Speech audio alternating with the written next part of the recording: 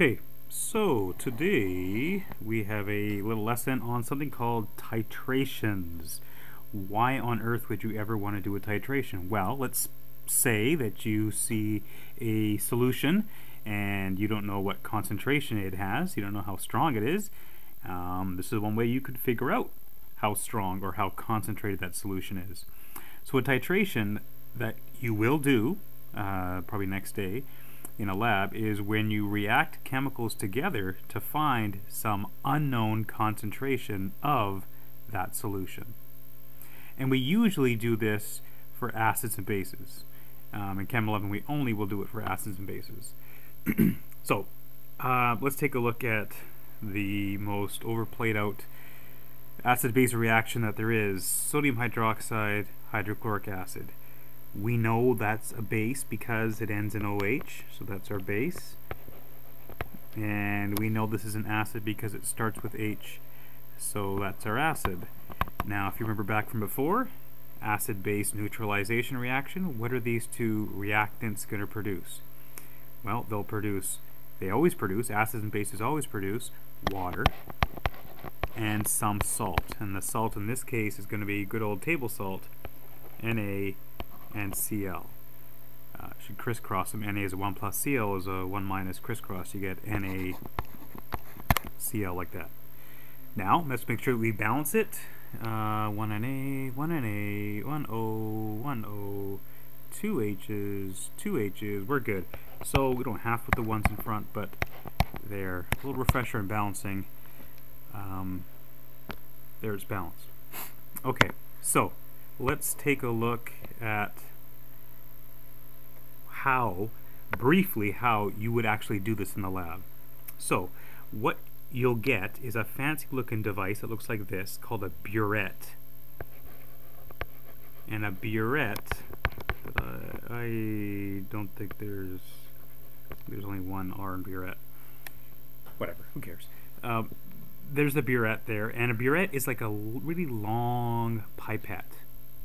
And it's got a little thing there which adjusts the flow of the solution you have in here. So usually you're going to fill it up right to the top of one of your reactants. In this case, we have sodium hydroxide of known concentration of 0.200 molar sodium hydroxide, and we're going to react it with an unknown concentration, 60 mils of an unknown concentration of hydrochloric acid.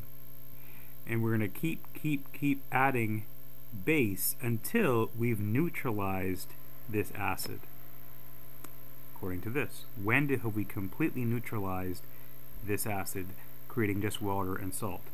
We'll show you some details about that in a second. So you keep adding until we know we've neutralized it. Here's the problem.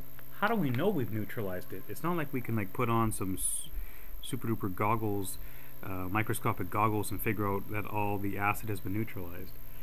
The way we can figure out that it's been neutralized is we can add some indicator to this. And the indicator of choice is called phenolphthalein. Phenolphthalein, if you remember from Science 10, is that stuff which is clear in acid and it goes pink with the base. So what we're going to do is we're going to keep adding base to this unknown acid until it has been neutralized. Let me show you how this works with a little animation here. So here is the burette, okay, and we've added the solution, in this case the 0.200 NaOH, right to the top, the 0 line. It kind of goes backwards, 0 to 50 like this.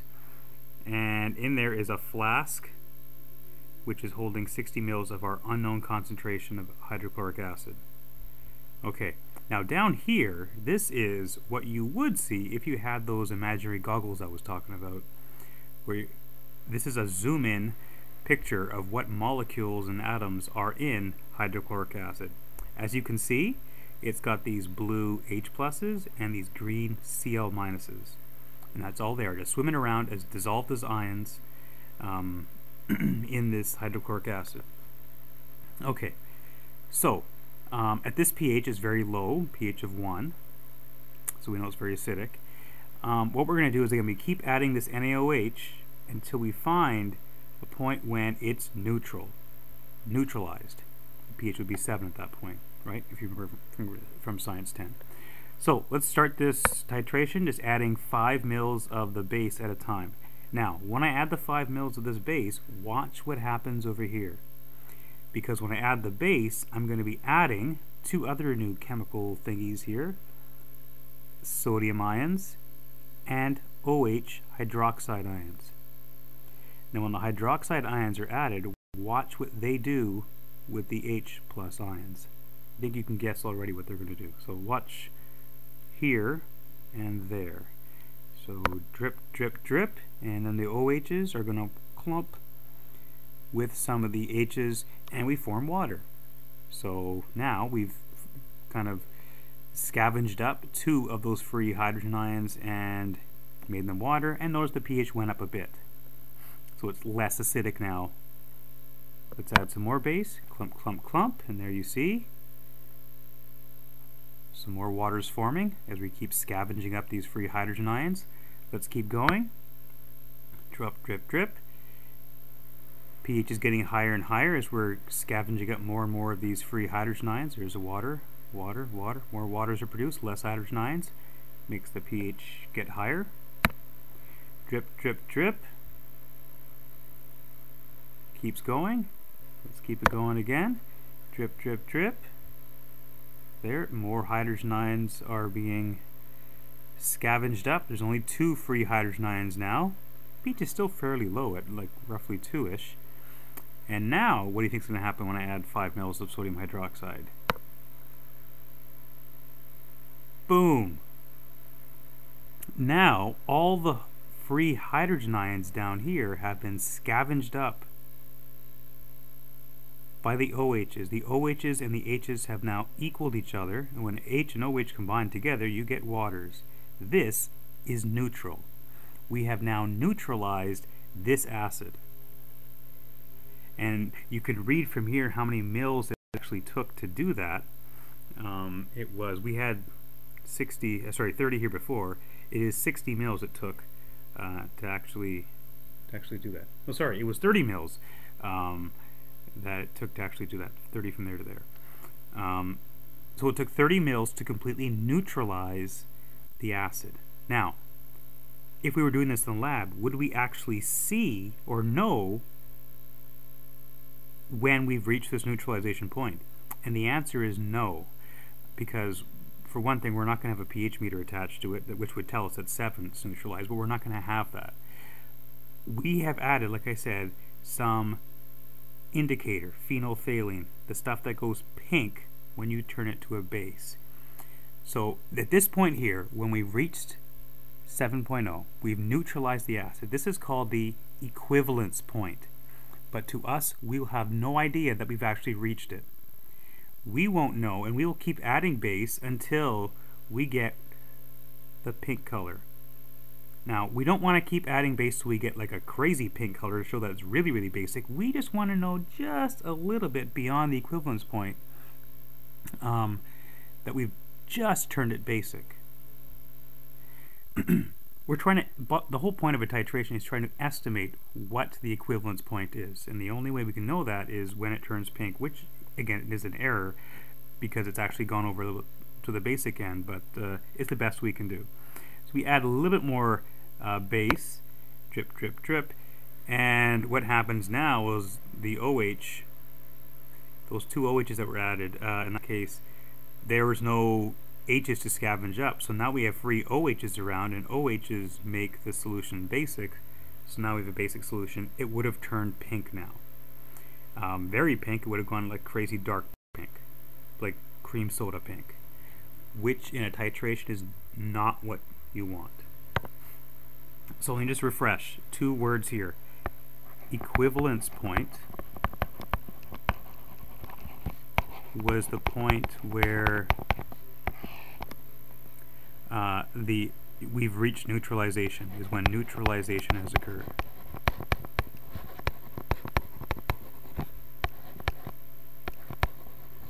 It's when the base is equal to the acid.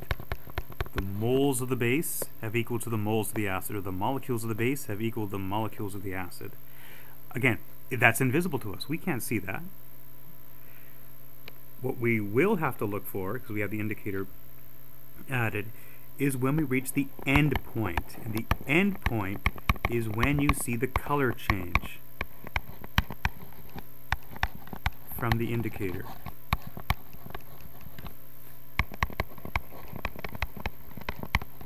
And that is when we know to stop adding the base. So the equivalence point happens first, but we don't know that it actually happened.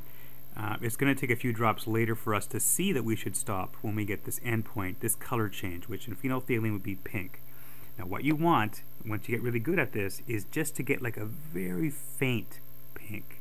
That's when you know you just crossed over the equivalence point and you're not too far away. So what you want is your endpoint to be as close to the equivalence point as possible. If you, and I fully expect you the first time you do a titration, get like a really, really crazy dark pink, that means you've overshot the equivalence point quite a bit, and the endpoint is much, much farther away that you've reached. But it takes practice, and I'm sure you'll figure it out eventually. Okay, so in that example that we just did, we saw that 30 mils of that 0.200 sodium hydroxide neutralized 60 mils of the acid. Now, the question is, what is the concentration of that acid? There's two ways to do this. One way is the way that works all the time, using good old stoichiometry. The other way is a quick, simple, dirty way that works not all the time. So, first we'll show you the stoichiometry way. And if you remember from the last lesson on limiting excess, using stoichiometry with molarity, we were given this, a volume and concentration of sodium hydroxide. What we're given, we want to convert that to a concentration of the other unknown chemical, hydrochloric acid. If you remember our mole map from before, we're starting out here where we have a volume and concentration. We have that of 30 mils of 0.200 sodium hydroxide. We will convert to moles using the N equals C times V formula. That'll give us the moles. Then we use the mole ratio from the balanced equation to give us the moles of, in this case, hydrochloric acid. Then to get the concentration, which is over here, what we have to do is take those moles and find the concentration. C equals N over V. We'll use the volume that was in the flask at the start to figure out the concentration of the acid. So we're going to go from volume concentration to moles, ratio. Once we have the ratio, we'll use the formula to get concentration. Okay, so let's show you what that looks like in practice. Okay, so first step, we got to find our moles. And to find your moles, we need to take what we're given, N equals C times V. N is number of moles, C is concentration, V is volume. Our volume here is 30 mils we're given, and 0.200 molar sodium hydroxide. So we take our 0.200 molar sodium hydroxide, multiply that by the volume, 3 sig figs, convert to liters, remember, 0.0300 liters. When you times those two together, you end up getting, trust me, 0.006 moles of sodium hydroxide. Okay, now we've got our moles. Remember from the mole map there? We just did this. We took that volume concentration, used the formula, N equals C times V, to get to moles. Now we use the mole ratio to switch from sodium hydroxide to hydrochloric acid to get to moles of hydrochloric acid. The mole ratio is 1 to 1 of acid to base, so that's easy. You want to get rid of sodium hydroxide, so you put the sodium hydroxide moles on the bottom, the 1 mole of hydrochloric acid on top. / we have hydrochloric acid. We want now to figure out the number of moles. And when you do that, do you need a calculator for this? I hope you don't. It's just the same thing. It's a 1-to-1 ratio. So the 0.006 moles of sodium hydroxide produced give you 0.006 moles of hydrochloric acid. We don't need to worry about sig figs for this answer because it's an intermediate answer. It's not the final answer. That's when we worry about sig figs. That's the number of moles we have of acid. Now that we have moles of acid, looking back at the map, we have them. We're now here. We have moles of the acid. We now want to use this formula to get what we're looking for, which is concentration. Okay, so C, find the concentration. To do that, it's C equals N over V. Concentration is moles divided by volume. 0.006 moles of hydrochloric acid divided by the volume, which, if you remember from the question, was 60 mils. We convert to liters.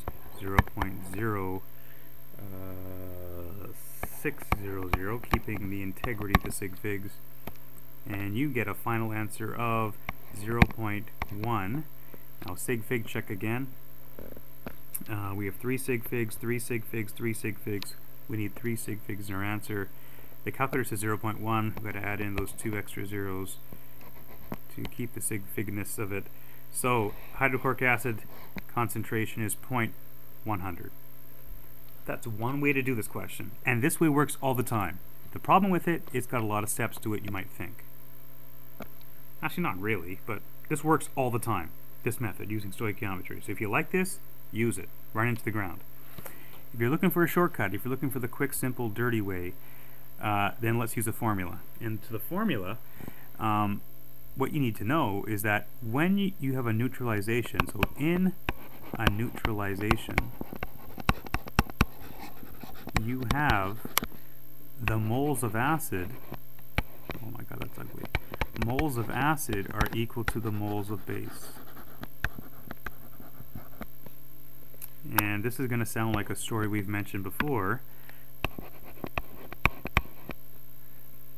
We can substitute moles, because we know that moles is equal to concentration times volume. We can substitute in concentration times volume for the moles and turn this into concentration times volume is equal to concentration times volume.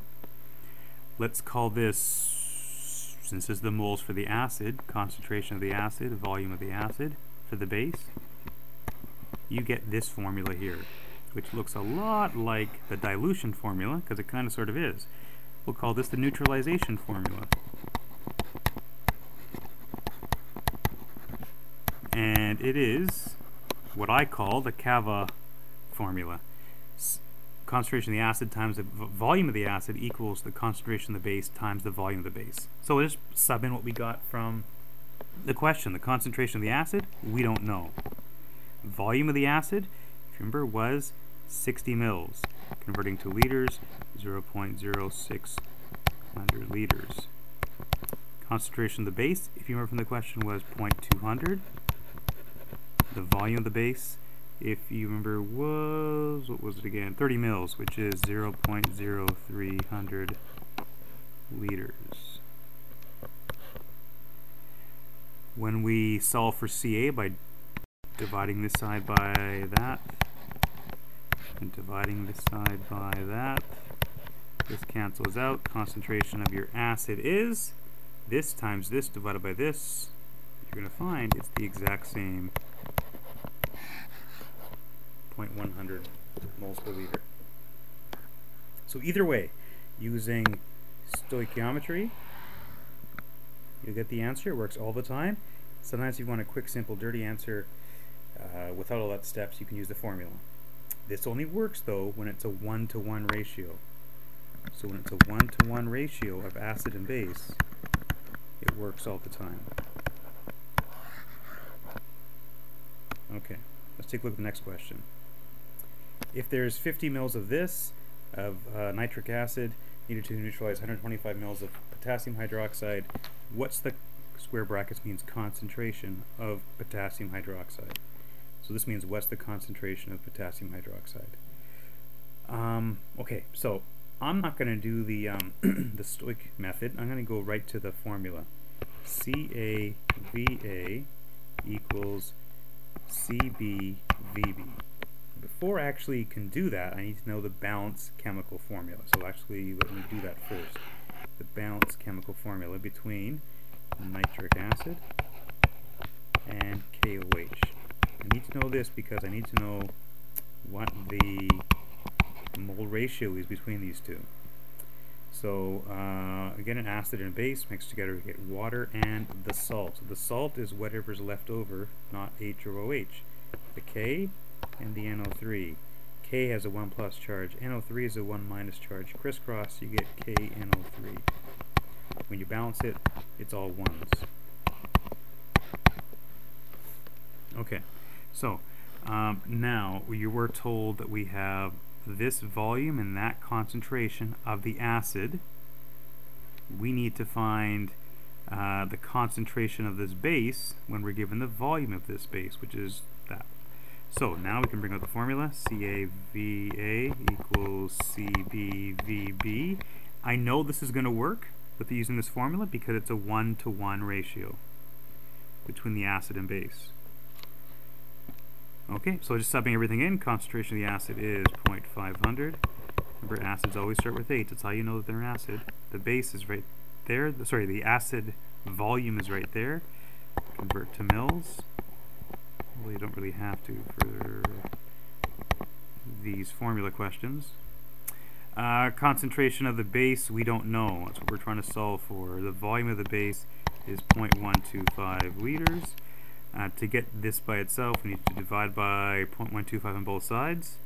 So divide by 0.125, divide by 0.125, get rid of those equal sign, and you end up getting, when you calculate all that, 0.200 molar of the base.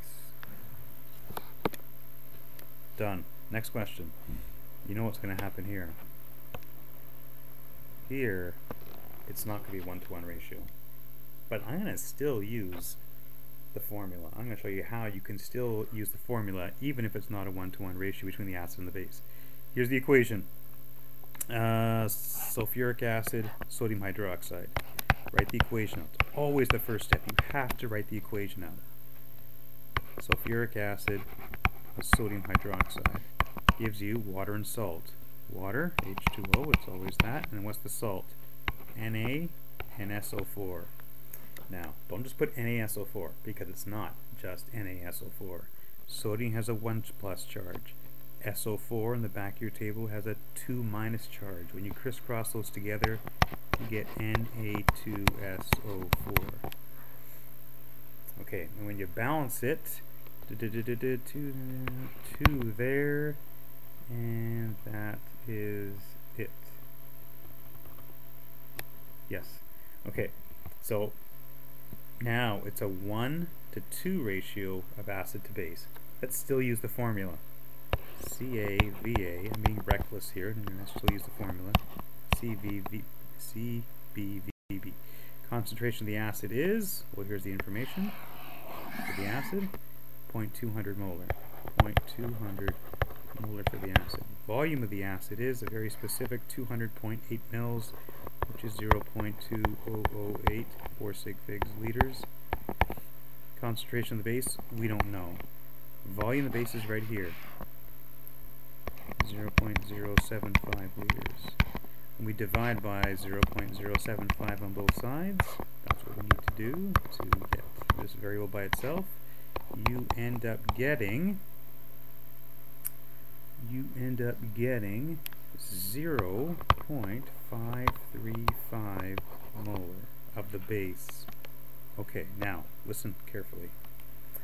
This is true, only true, when you have a 1-to-1 acid to base ratio. But we don't have a 1-to-1 ratio between acid and base. Our actual formula up here says we have twice as much, a 2-to-1 ratio of base to acid. So what do you think we're going to have to do to this answer? This works when it's a 1-to-1 ratio, but actually we have twice as much base. So what we need to do is multiply this by 2, because it's a 2-to-1 ratio of base to acid. Because we have twice as much base, we'll multiply by 2. If we had twice as much acid, we would divide this by 2 because we have a base here. Okay, I'll give you another example when it shows you that, but anyways, you multiply this by 2 and you end up getting 1.07 is your true concentration of the base. Okay, really quickly, let me show you another variation when the ratio is not 1-to-1, when you have to do something like this multiplying by 2 part. Left all the wordy stuff out, and here's the equation. Phosphoric acid, potassium hydroxide gives you those two things. When you balance it, trust me, that's what you get. So now the ratio is we have 3 times as much base as we have acid. We're looking for acid. Let's use the formula. CaVa equals CbVb. Okay, so I left all the wordy stuff out and just gave you, this is what we know for the acid. We do not know the concentration. The volume is 0.050 liters. The base, 0.300 molar. The volume, 75 mils, 0.075 liters. 750 liters, 3 sig figs. Okay, and that would be another 0 there too. Alright, so to get the concentration of the acid, we divide both sides by this, 0.050 liters, do the same to the other side, 0.050 liters. That gives you an answer of 0.45 sig figs 3450 molar. But again, this is only working, it's only true when we have a 1-to-1 ratio between acid and base. But we got a 3-to-1 ratio. And it's 3 times, we have 3 times as much base. But we have a 3-to-1 ratio of base to acid. So, what are we going to do with this number that we have for acid? We have 3 times more base, or another way to put it, we have 1/3 less acid than this formula is used to looking at. So what should we do with this answer? Not times by 3, because we're looking at acid here.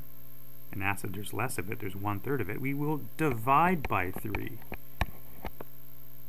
So when we divide this answer by 3, you end up getting 0.150, keeping the sig figs as your final answer.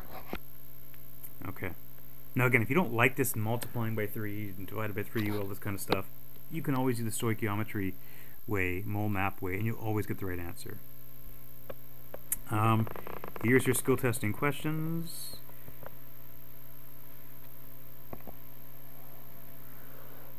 So take a look. There they are.